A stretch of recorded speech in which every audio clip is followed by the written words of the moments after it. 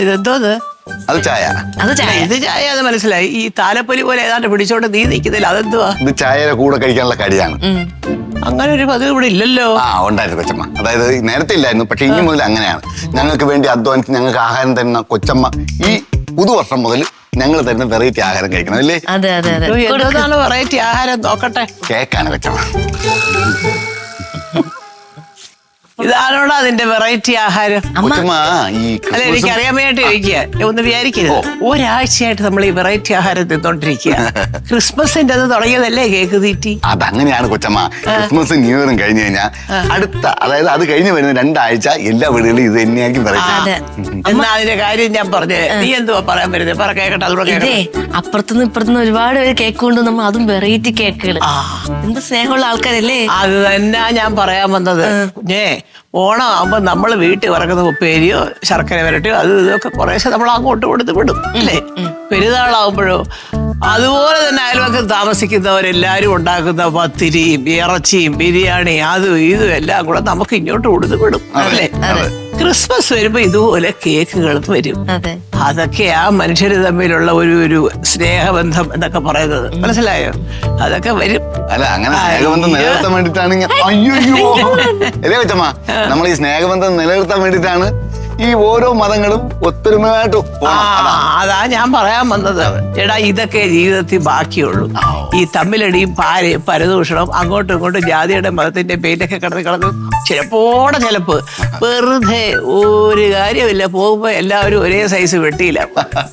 എന്ത് പറ്റി വിഷമിച്ചിരിക്കുന്നത്? യോ, എന്താ മക്കളെ? എന്തോ ഒരു സങ്കടം ഉണ്ട് എന്റെ പൊന്നുമൊക്കെ. എന്താ മോനെ?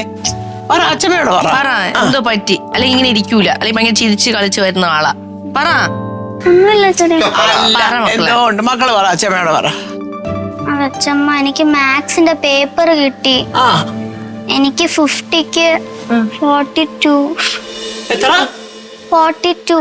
42. 50 നല്ല മാർഗല്ലേ പൊന്നു മക്കളെ? കൊള്ളാം. അതും കണക്കിന്. അയ്യോ, അതിനായിരുന്നു ഈ സങ്കടം. നല്ല മാർഗം. ഞാൻ പണ്ട് സ്കൂളിൽ പഠിക്കുമ്പോഴേ എനിക്ക് കണക്ക് ഭയങ്കര പാടായിരുന്നു. പറഞ്ഞിട്ടൊന്നും ബാക്കിയെല്ലാം മലമറക്കാം. അല്ല മക്കളെ, ഭയങ്കര പാടായിരുന്നു കണക്ക്. സാറിന് എന്നെ കാണുന്നതേ ഇഷ്ടമില്ല, എനിക്ക് ഇഷ്ടമല്ലായിരുന്നു സത്യം. കേട്ടോ മക്കളെ, ഈ കണക്കെന്ന് പറയുന്ന വിഷയം ഉണ്ടല്ലോ, മാത്തമാറ്റിക്സ്, അത് പഠിക്കാനായിട്ട് അതിന്റെ ബേസിക് ഒന്ന് പഠിച്ച് നല്ല മനസ്സിലാക്കി വെച്ചാൽ അപ്പൊ തന്നെ കണക്ക് എളുപ്പം. അല്ല, അച്ഛമ്മയ്ക്കും കണക്ക് ഇച്ചിരി ഇഷ്ടമല്ലാത്തൊരു വിഷയമായിരുന്നു. കൊച്ചമ്മ, ഞാൻ പഠിക്കുന്ന കാലത്ത് ബേസിക് എന്ന് പറഞ്ഞ പുസ്തകം ഇല്ലായിരുന്നു. എന്തോന്ന്? എങ്ങനെ? ബേസിക് എന്ന് പറയുന്ന പുസ്തകം ഞാൻ പഠിക്കുന്ന സമയത്ത് ഇല്ലായിരുന്നു. പിന്നെ ഞങ്ങൾക്കൊക്കെ വേണ്ടി പ്രത്യേകം ഉണ്ടാക്കിയതാ. പോടാ അവിടുന്ന്. ബേസിക് എന്ന് പറഞ്ഞാൽ എന്തുവാ? അതൊരു ബേസിക് എന്ന് പറഞ്ഞാൽ അതിന്റെ ഒരു ബാലപാഠങ്ങൾ എന്നൊക്കെ പറഞ്ഞ പോലെ അതിന്റെ ഒരു അടിസ്ഥാനപരമായ കാര്യങ്ങൾ പഠിക്കണം. കണക്ക് പഠിക്കുക. ഞാൻ പഠിക്കുന്ന സമയത്ത് കൂട്ടുക, കുറയ്ക്കുക, ഹരിക്കുക, പിന്നെ കുണിക്കുക. കുണിക്കുകയല്ല, പിന്നെ ഗുണിക്കുക. അതെ, അത് തന്നെ. അങ്ങനെ പഠിച്ചാണ് ഞാൻ ഈ നിലയിലെത്തിയത്. ഏത് നിലയില്? അങ്ങനെയല്ല, ഇത്രയും വിവരവും വിദ്യാഭ്യാസമുള്ള കൊച്ചമ്മ ഒരു ഗ്ലാസ് വെള്ളം വേണമെങ്കിൽ എന്റെ അടുത്തല്ലേ പറയുന്നത്? പിന്നെ എന്റെ അടുത്ത് തന്നെ മുത്തു ചായ ഉണ്ടോ അങ്ങനല്ലേ പറഞ്ഞേ? സുരഭി എന്നാണ് ആദ്യം വിളിക്കുന്നത്. പാവപ്പടി ചാക്കുഞ്ഞിന് വെള്ളം കൊടുക്കും, ഒരു ചായ ഇട്ട് കൊടുക്കും മക്കളെ. അതാണ് ഇതിവിടെ കൊടുക്ക്.